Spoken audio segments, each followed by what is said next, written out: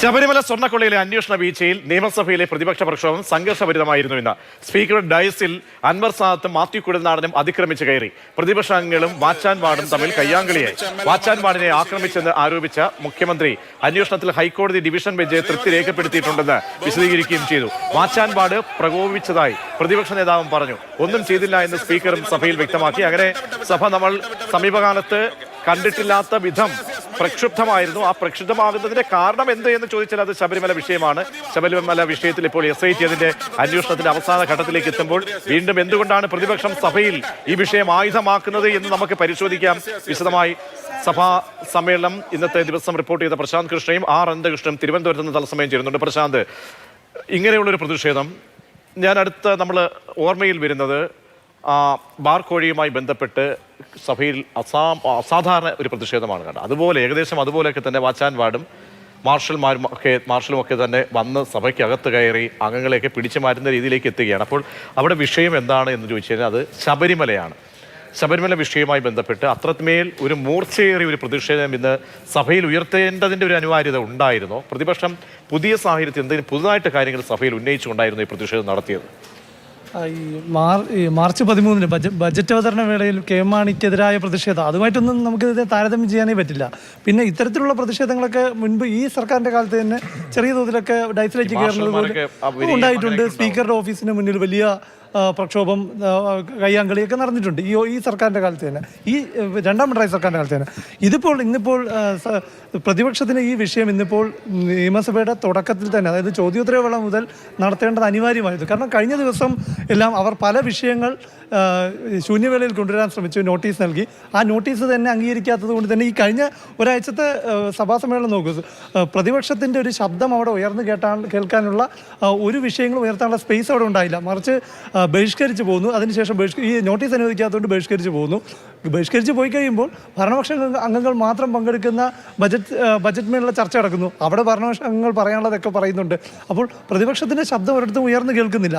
ഇന്നിപ്പോൾ അതുകൊണ്ടാണ് ഈ ശബരിമല, ഒന്നാമത്തെ കാര്യം ഈ ജാമ്യവുമായി ബന്ധപ്പെട്ട് ശബരിമല സ്വർണ്ണക്കൊള്ള കേസിലെ പ്രതികൾക്കെല്ലാം ജാമ്യം കിട്ടുന്നു. അപ്പോൾ അതിൽ ആ സിംഗിൾ ബെഞ്ച് ഉയർത്തുന്ന വിമർശനം ആയുധമാക്കി സർക്കാരിനെതിരെ പ്രതിപക്ഷം ഇന്നിപ്പോൾ നിയമസഭയുടെ തുടക്കത്തിൽ തന്നെ, അതായത് ചോദ്യോത്തരവേളയിൽ തന്നെ അതൊരു പുതിയ വിഷയമാണോ എന്ന് വെച്ചാൽ, കാരണം സിംഗിൾ ബെഞ്ചിന്റെ മുൻപിലേക്ക് ഈ പല ജാമ്യ ഹർജികളും പല പ്രതികളുടെയും 11 പ്രതികളുടെ അടക്കം പലപ്പോഴായി ജാമ്യ ഹർജികൾ വന്നിട്ടുണ്ട്.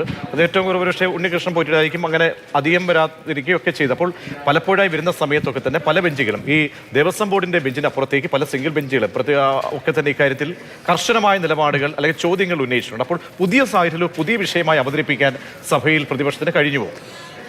ഇന്ന് 2 മണിക്കൂർ സമയം ഈ വിഷയത്തിൽ പ്രതിപക്ഷത്തിനവിടെ ബഹളം വെച്ച് ഇന്ന് വാർത്തയിലിടം നേടി, അല്ലെങ്കിൽ പൊതുജനങ്ങൾക്ക് മുന്നിൽ ഞങ്ങൾ ശബരിമല വിഷയം ഉയർത്തി എന്ന് പറയാനുള്ളൊരു അവസരം കിട്ടി.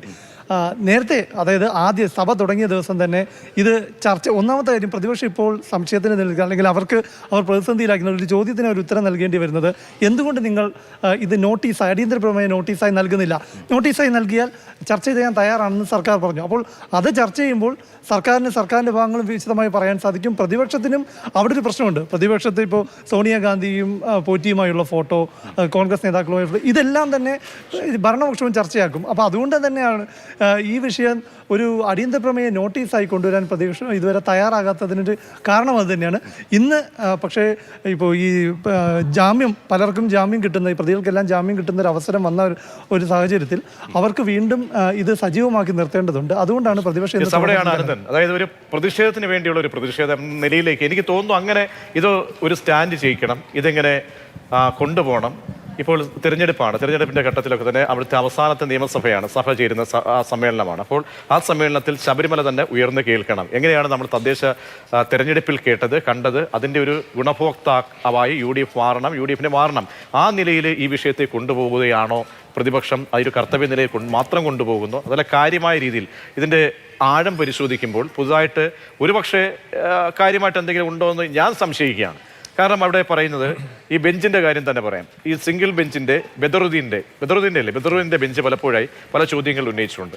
അതിനപ്പുറത്തേക്ക് എന്താണ്, ഇതെല്ലാം മോണിറ്റർ ചെയ്യുന്ന ഒരു ബെഞ്ചുണ്ട്, അത് ദേവസ്വം ബെഞ്ചാണ്. ആ ദേവസ്വം ബെഞ്ചിന് ഈ അന്വേഷണ ഉദ്യോഗസ്ഥരെ സംശയമില്ല, ഈ അന്വേഷണം തൃപ്തികരമായി പോകുന്നു. പിന്നീട് നമുക്ക് ഈ പറഞ്ഞോളാം ഈ അന്വേഷണ ഏജൻസിയെക്കുറിച്ച് ചില സംശയങ്ങൾ എന്ന് പറഞ്ഞാൽ അവർക്ക് ചില കാര്യങ്ങളിലേക്ക് ചെല്ലാൻ കഴിയുന്നില്ല. അതൊരു പരിമിതിയാണ്. അതിനപ്പുറത്തേക്ക് സമ്മർദ്ദത്തിനോ അല്ലെങ്കിൽ മുഖ്യമന്ത്രിയുടെ ഓഫീസ് അവിടെ നിന്നും അന്വേഷണ ഉദ്യോഗസ്ഥരെ വിളിച്ച് സമ്മർദ്ദം ചെലുത്തുന്ന ഒരു തെളിവുമില്ല. ഇതൊക്കെ രാഷ്ട്രീയ ആരോപണങ്ങൾ മാത്രമാണ്. അപ്പോൾ ആ രാഷ്ട്രീയ ആരോപണം സഭയിൽ ഉന്നയിച്ച് അതിലൊരു മേൽക്കൈ നേടുക എന്നതിനപ്പുറത്തേക്ക് എന്തെങ്കിലും ഈ പ്രതിപക്ഷത്തിന്റെ ഭാഗത്തുനിന്ന് സഭയിൽ ഉണ്ടായിരുന്നു?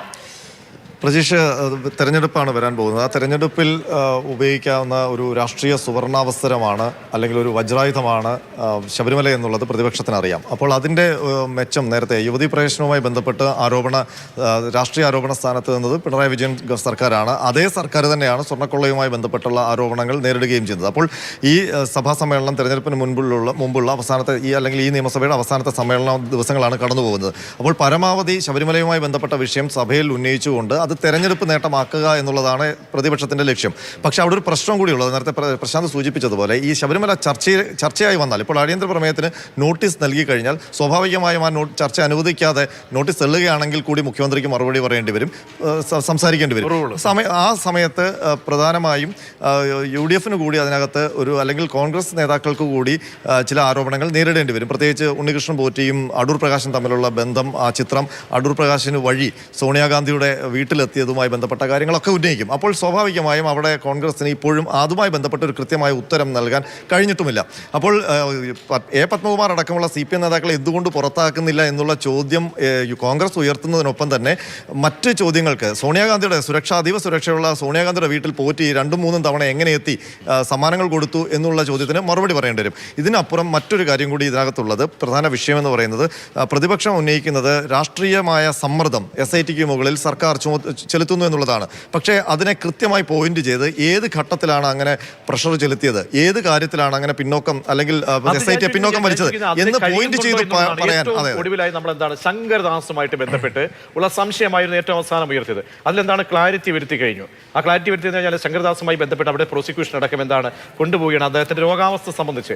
അതിനപ്പുറത്തേക്ക് മറ്റെന്ത് അതിനുശേഷം ഒരു തീർപ്പ് കൽപ്പിക്കുകയും അദ്ദേഹം ഇപ്പോൾ റിമാൻഡിലുമാണ്. അതിനപ്പുറത്തേക്ക് വേറെ എന്താണ് ഈ അന്വേഷണ ഏജൻസിക്ക് ചെയ്യാൻ കഴിയുക? അല്ലെ സംശയത്തിന്റെ ആ ഒരു വക്കിൽ സംശയത്തിന്റെ നിഴലിലേക്ക് ആക്കിക്കൊണ്ട് അവരെ ഈ രീതിയിൽ ഒരു ആരോപണ മുന്നിൽ നിർത്താൻ പറ്റുന്ന മറ്റെന്ത് വസ്തുതയാണുള്ളത്?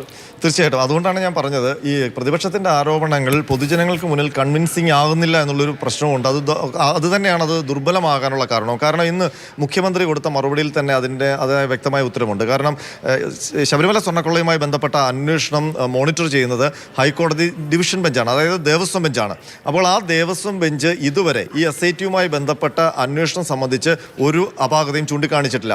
അത് നേരത്തെ പ്രജീഷ് സൂചിപ്പിച്ചതുപോലെ തന്നെ ജയശ്രീയുടെ മുനുദ്യോഗസ്ഥ, ഈ കേസിൽ പ്രതി ചേർക്കപ്പെട്ട ജയശ്രീയുടെ ജാമ്യാപേക്ഷ മുതൽ സിംഗിൾ ബെഞ്ച്, അതായത് ജസ്റ്റിസ് ബദറുദ്ദീൻ്റെ ബെഞ്ച് ഈ ശബരിമല സ്വർണ്ണക്കൊള്ളയുമായി ബന്ധപ്പെട്ട SITക്ക് നേരെ ഒരുപാട് തരത്തിലുള്ള വിമർശനങ്ങൾ ഉന്നയിച്ചിട്ടുണ്ട്. ഒന്ന്, ശങ്കരദാസിന്റെ അറസ്റ്റ് വൈകുന്നത്, അതുപോലെ തന്നെ ഈ പ്രതികൾക്ക് അല്ലെങ്കിൽ അന്വേഷണം വഴിമുട്ടി നിൽക്കുന്നു, അതായത് തദ്ദേശ തെരഞ്ഞെടുപ്പിന്റെ സമയത്ത് കൂടുതൽ ആക്ഷൻസ് ഉണ്ടായില്ല. അപ്പോൾ അത് സംബന്ധിച്ചുള്ള ചോദ്യം ഉന്നയിച്ചു. ഏറ്റവും ഒടുവിൽ എന്തുകൊണ്ടാണ് നിങ്ങൾ ചാർജ് ഷീറ്റ് വൈകിപ്പിക്കുന്നത്, അതുവഴി പ്രതികളെയൊക്കെ രക്ഷപ്പെടുത്തുകയാണോ എന്ന് വരെ രൂക്ഷമായി ചോദിച്ചു.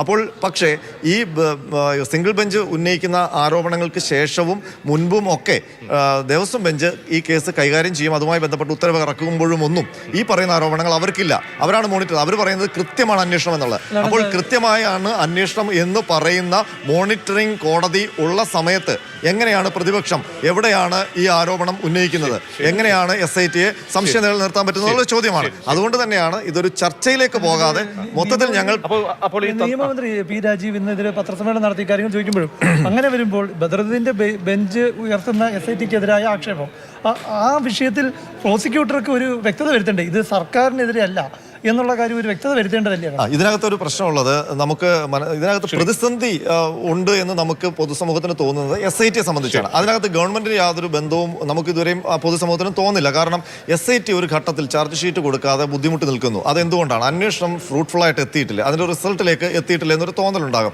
അപ്പോൾ അങ്ങനെ ഒരു പ്രതിസന്ധി ഉണ്ടെങ്കിൽ അതിൽ ഇടപെടുകേണ്ടതും, ഇനി ഈ SITക്ക് ഇത് അന്വേഷിക്കാൻ പറ്റുന്നില്ല, ഇൻവെസ്റ്റിഗേഷൻ അപ്രാപ്യമാണെങ്കിൽ അല്ലെങ്കിൽ അതിന്റെ യഥാർത്ഥ കണ്ടെത്തലിലേക്ക് പോകാൻ ബുദ്ധിമുട്ടുണ്ടെങ്കിൽ അത് മറ്റൊരു ഏജൻസി, CBI പോലുള്ള ഏജൻസി കേസ് ഏൽപ്പിക്കാൻ തീരുമാനിക്കേണ്ടത് ദേവസ്വം ഡിവിഷൻ ബെഞ്ച്, ദേവസ്വം ബെഞ്ചാണ്. അപ്പോൾ അതിലും ഗവൺമെന്റിനെ കുറ്റപ്പെടുത്താൻ പറ്റില്ല. അപ്പോൾ എങ്ങനെയാണ് SIT നിങ്ങൾ ഇരുട്ടിൽ നിർത്തി ഗവൺമെന്റുമായി കണക്ട് ചെയ്ത് ഇതിനെ ഒരു രാഷ്ട്രീയ ആയുധമാക്കി മാറ്റാൻ ശ്രമിക്കുന്നത്? അത് ഒരു ദുർബലമായ പോയിന്റുകളാണ് പ്രതിപക്ഷ അടക്കം സിംഗിൾ ബെഞ്ചിൽ നിന്ന് പ്രോസിക്യൂഷൻ തന്നെ ഒരു പ്രശാന്ത് അപ്പോൾ ഒരു ആശയക്കുഴപ്പം ഇക്കാര്യത്തിലുണ്ട്.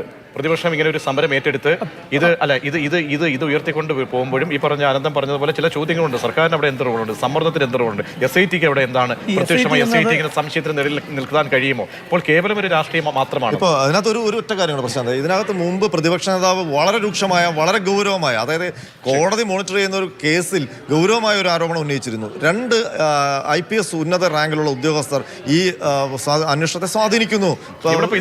പക്ഷേ ഇതുവരെയും ആ ഉദ്യോഗസ്ഥരുടെ പേര് പ്രശാന്ത് ഒരു കാര്യം, അതായത് നമുക്ക് ചർച്ച വൈൻഡപ്പ് ചെയ്യുന്ന സമയം, അതായത് ഇപ്പോൾ ഇത് പ്രതിപക്ഷത്തിന്റെ കേവലമായിട്ടൊരു രാഷ്ട്രീയ ആരോപണം മാത്രമാണ്. തീർച്ചയായും. കാരണം ഇന്നിപ്പോൾ വാക്കൗട്ട് നടത്തി പുറത്തിറങ്ങിയ ശേഷം പ്രതിപക്ഷ നേതാവ് പറഞ്ഞ ഒരു വാക്കിൽ അത് വളരെ വ്യക്തമാണ്. കാരണം സിംഗിൾ ബെഞ്ചായാലും ഡിവിഷൻ ബെഞ്ചായാലും ഹൈക്കോടതിയല്ലേ പറഞ്ഞത് എന്ന് പറയുന്നതിലൂടെ ഒരു കോടതി ഒരു വിമർശനം ഉന്നയിച്ചു, SITയെ വിമർശിച്ചു. പക്ഷേ ഈ യഥാർത്ഥ ഈ കേസ് ശരിക്കും പരിഗണിക്കുന്നതും SIT റിപ്പോർട്ട് നൽകേണ്ടതുമെല്ലാം ദേവസ്വം ബെഞ്ചിനാണ്.